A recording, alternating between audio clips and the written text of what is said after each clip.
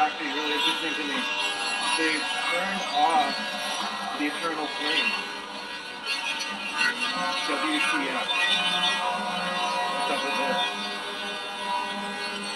This is actually really symbolic. Guys, what's up with this?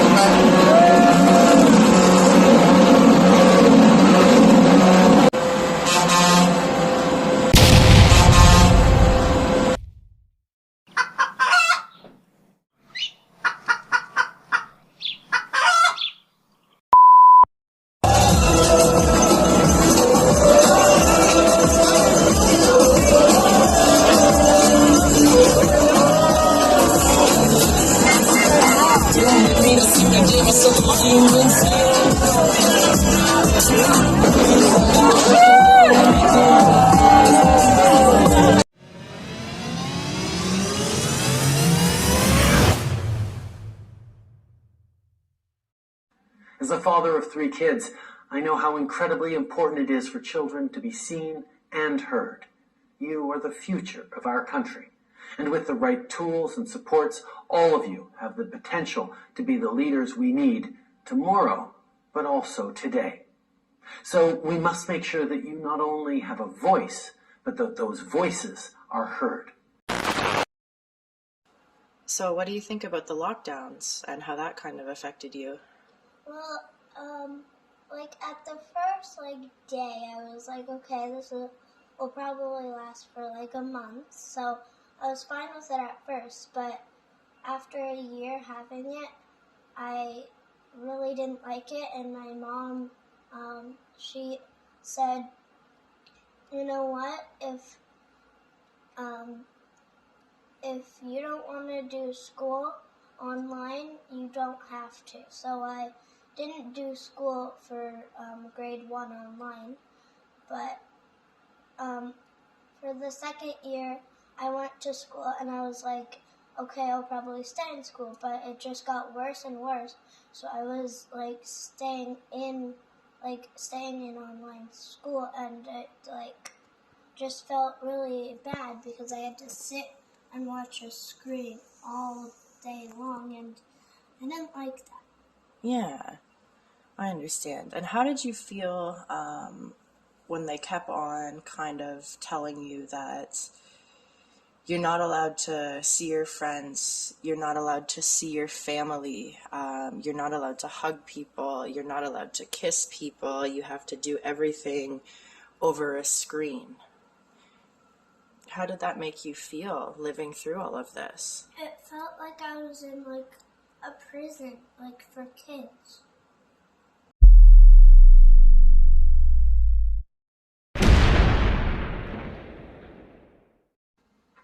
As part of our job as politicians, every single day, we make decisions about who to meet with, who to respond to, how to respond to them, who to engage with, how not just our engagements, but our example impacts on public discourse. If we choose to put up with and tacitly support conspiracy theorists and folks peddling disinformation, that's a reflection on what we choose to do as politicians and who we are as leaders. Obviously, I'm going to trust in Canadians' understanding of the kind of responsible leadership that is needed right now.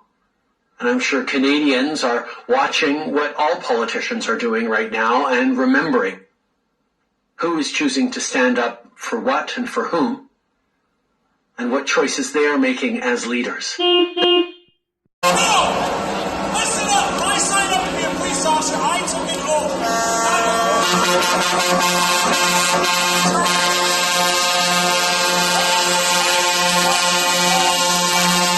The right to bodily autonomy, okay? The man that sits in that office, you're a misogynist, you're a racist, you're a fringe part of this community. I say, too bad for your views, buddy, because if this is a minority, then I am so proud to be a minority. That's a minority to me. Okay? I'm going to talk to you about this boy here, okay? I've been personal friends with this father. He is broken right now. The man's heart has been ripped out of his chest. He just...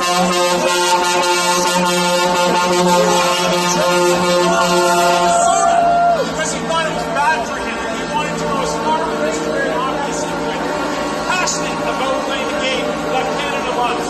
What did he get for it? He died. Okay? A month after receiving his first shot. They did everything they said they could. Can I get your sign? This just happens to a 17-year-old boy. His results are unascertained.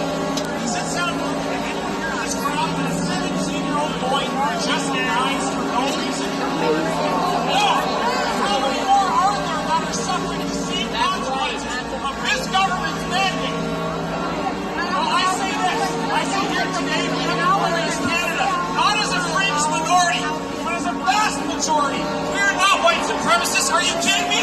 Look around the crowd. Does anyone have eyes in their head outside of this movement to see that there are people from every walk of life and religion and creed? And guess what? We're all standing together. We're all standing together. We are Canada. We are Canada. We are Canada.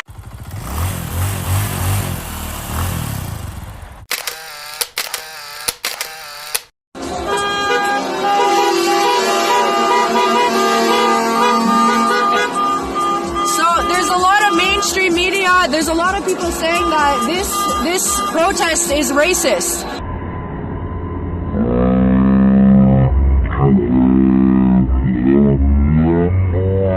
How you feel about that, being called that this is a racist protest? Well, if it's coming from the government, it's probably bullshit, and I think it is. It's bullshit.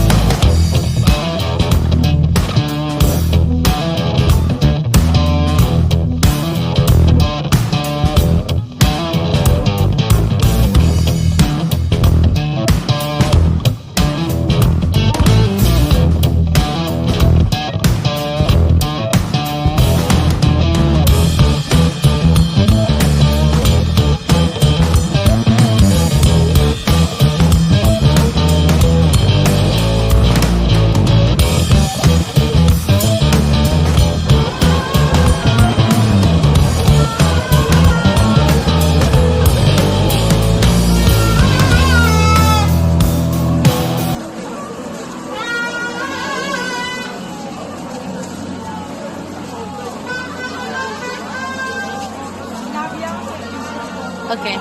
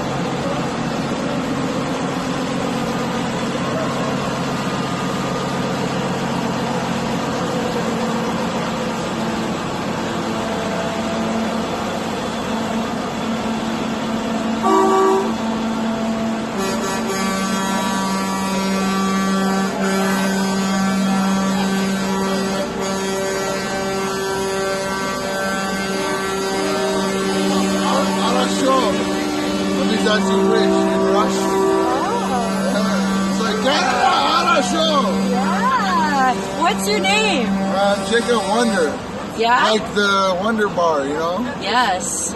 Jacob Wonder, And nice to who am meet I you. chilling with? I'm the Katie. coolest Canadian. And you got a Hawaiian? Wow! Big chills and chillest Canadian. Let's go. Oh!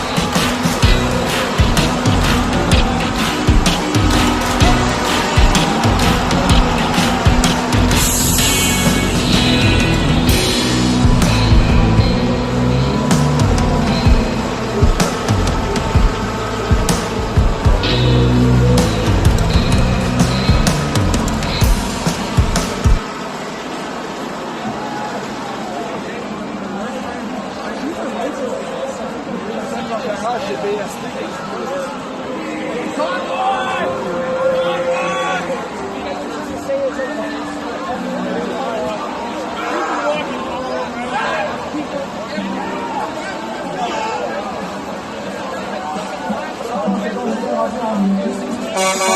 Convoy.